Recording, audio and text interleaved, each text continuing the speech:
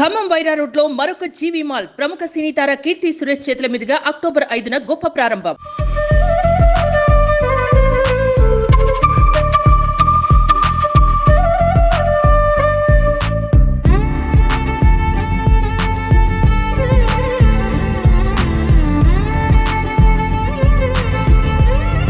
నమస్తే, welcome to Suman TV. మనమైతే ప్రస్తుతం ఈరోజు గాంధీ జయంతి సందర్భంగా ఖమ్మం జిల్లాలో దానవాయిగూడెంలో ఉన్న జైలుకి అయితే వచ్చామన్నమాట.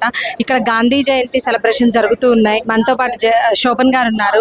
సో వారితో మాట్లాడి ఇక్కడకు రాగానే చాలా మంది శోభన్ గారు వాళ్ళని ఎంటర్టైన్ చేయడం అయితే జరుగుతుందన్నమాట. అసలు శోభన్ గారు ఇంత ఎంటర్టైన్ అసలు ఎవరు ఇక్కడ ఇంత ఎంటర్టైన్ చేస్తున్నారు అనేది వాళ్ళ మాటల్లోనే. నమస్తే శోభన్ గారు. అంటే చూస్తున్నాం సార్, మిమ్మల్ని చూస్తే ఇక్కడ ఉన్న కరీరంలో ఉన్న వాళ్ళందరూ వాళ్ళ బాధలన్నీ మర్చిపోయి చాలా సంతోషంగా కనిపిస్తున్నట్టు మాకు అనిపిస్తుంది అనమాట. అసలు ఏంటి అంటే ఇక్కడ మేము తెలుసుకుంది ఏంటంటే ఇక్కడ మీరు సిబ్బంది అనే విషయం మీ గురించి చెప్పండి సార్. అంటే ఎప్పటి నుంచి ఇక్కడ ఇలా కండక్ట్ చేస్తున్నారు అనేది? యాక్చువల్గా మేడం, నేను రాజమండ్రి సెంటర్లో చేశాను, వరంగల్ సెంటర్ చేసి ఖమ్మం వచ్చాను. మా స్వగ్రామం ఖమ్మం జిల్లా.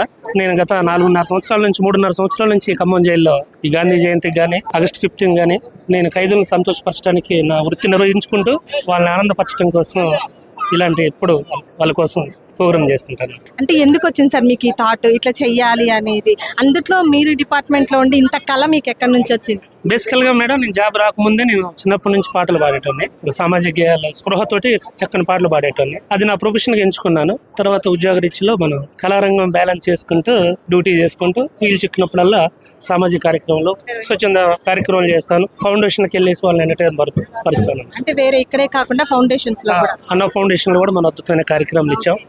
వాళ్ళు మతి స్థిమితం లేని వాళ్ళతో కూడా నేను డాన్స్ లేపించాను.